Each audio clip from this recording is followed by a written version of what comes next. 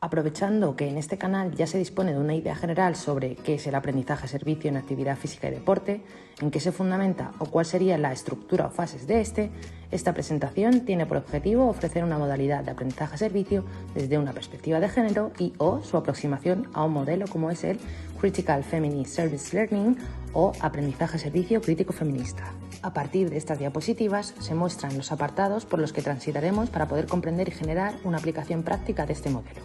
En ella comentaremos una breve fundamentación teórica, las fases de los proyectos de este modelo en actividad física y deporte, ofreceremos ejemplos prácticos, una breve conclusión y algunas referencias sobre las que comenzar a indagar en este modelo. Haciendo un primer encuadre de lo que supone la perspectiva de género, la incesante proliferación de investigaciones vinculadas a la misma en el marco investigador y educativo han arrojado relevantes evidencias que nos permiten un acercamiento al reto que supone alcanzarla. Sin embargo, a pesar de los esfuerzos y de la normativa y estrategias que cautelarmente se han ido introduciendo, no se han logrado las metas educativas propuestas. En este sentido, se puede situar a la universidad y al profesorado como raíz de un futuro igualitario.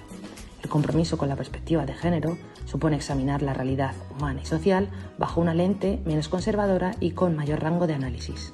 Además, conscientes de las importantes carencias competenciales vinculadas a la perspectiva de género, recientes estudios hacen un llamamiento al empleo de esta en el proceso de enseñanza-aprendizaje del presente y futuro profesorado.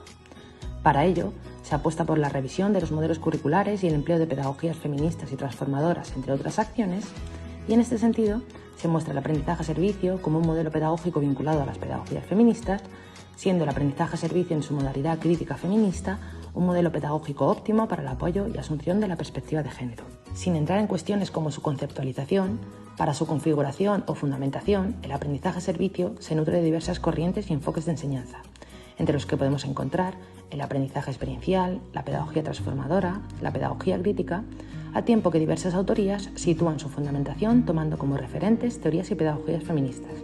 Estas promueven la eliminación de todo tipo de opresión, a tiempo que centran su atención en nombrar y eliminar las inequidades por cuestiones de género y sexualidad. Así, estas autorías reflejan cómo la pedagogía feminista compartiría con el aprendizaje-servicio varios de sus principios esenciales, como son el cuestionamiento de puntos de vista y pedagogías tradicionales, transformación de las relaciones profesorado-alumnado, empoderamiento o desarrollo de agencia de las personas que colaboran en nuestras propuestas o crear comunidad a través de las acciones diseñadas. Estos podemos decir que serían los principios que se persiguen y rigen de manera transversal nuestras propuestas de aprendizaje-servicio crítico feminista. Intentando responder a qué han hecho otros estudios o qué se sabe sobre el aprendizaje-servicio crítico feminista o con enfoque feminista, podemos ver que son el centro de investigaciones que lo abordan de distintas áreas, tales como estudios de género y mujer, sociología o formación del profesorado, poniendo en evidencia su potencialidad formativa en diferentes ámbitos y contextos de acción.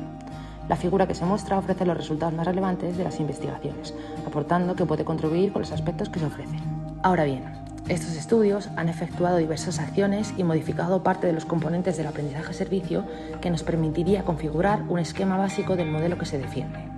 A la pregunta ¿qué elementos clave son modificados?, podríamos decir que son roles, relaciones, todos los elementos del proceso de enseñanza-aprendizaje, el uso del lenguaje inclusivo y no sexista y, finalmente, el logro y reconocimiento dentro de estos proyectos y el seguimiento del programa. Para ver cómo se materializan estos aspectos, hemos tomado como referente las fases que se contemplan en un programa de aprendizaje-servicio en actividad física y deporte propuestas por Santos Pastor et al. 2021. En la primera fase, la fase de preparación, se puede comenzar a implementar acciones relativas al uso del lenguaje inclusivo y no sexista, entablar relaciones horizontales, establecer un sistema de reparto de roles en los que todas las personas tengan un papel relevante en el proyecto. Estos serían acciones transversales a todas las fases.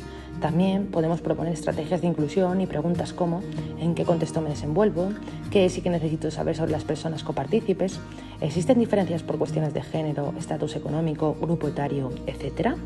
Dentro de las posibles acciones a desempeñar en esta fase, podemos establecer roles específicos y relevantes para cada una de las personas que compongan los grupos de trabajo del proyecto, como roles de comunicación, cumplimentación de textos, liderazgo, recursos materiales, etc.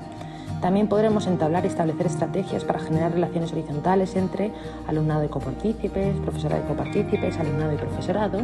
Y en esta fase podemos diseñar actividades de cohesión grupal, role-playing, actividades de sensibilización que les permita situarse y formarse en el entorno en el que se desarrollará el proyecto.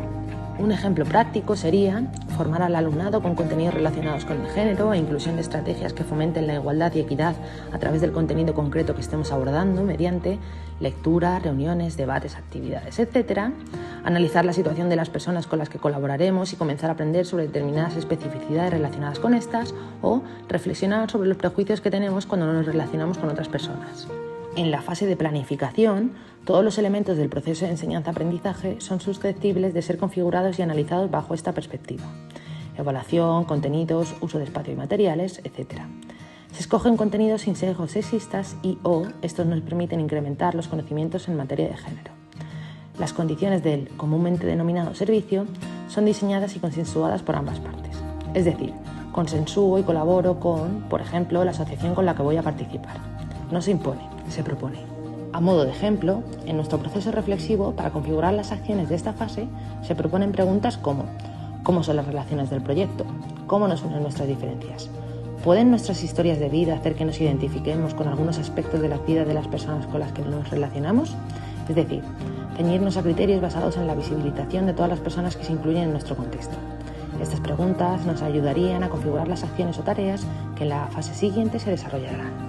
Las medidas, tareas y actividades planificadas cobran ahora vida en la fase de ejecución, interviniendo junto con el colectivo asociado.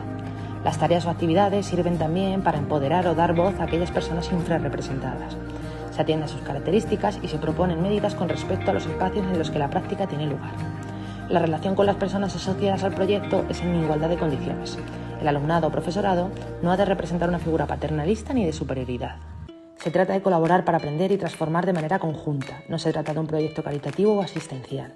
En ese sentido, debemos valorar no solo qué aspectos podemos aportar al colectivo, sino también qué nos puede aportar el colectivo con el que estamos trabajando o colaborando.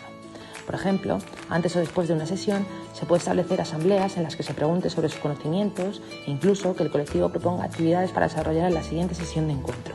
Dando por finalizado el proyecto, en la última fase, se evalúan las acciones emprendidas, resultados y posibles mejoras. También se celebran y festejan los resultados obtenidos. Las preguntas, acciones y reflexiones correspondientes a esta fase pueden ir dirigidas a quién adquiere o ha adquirido protagonismo durante el proyecto, cómo mi paso por el proyecto ha repercutido en mi manera de ver al colectivo con el que me he relacionado. ¿Sirve nuestro proyecto para dar voz a las personas asociadas? Un ejemplo práctico es que la evaluación ha de ser formativa y compartida, también reflejada en ambas partes. Otro aspecto interesante: durante la fase de celebración deben intervenir todos los colectivos partícipes, dando así por concluido el proyecto y representando todas las voces que han intervenido en el mismo. En su seguimiento, se valora la realización de este o con similares características en momentos posteriores, es decir, se valora su replicabilidad en el tiempo. Por último, concluir destacando la importancia de desarrollar estas propuestas de aprendizaje-servicio crítico feminista.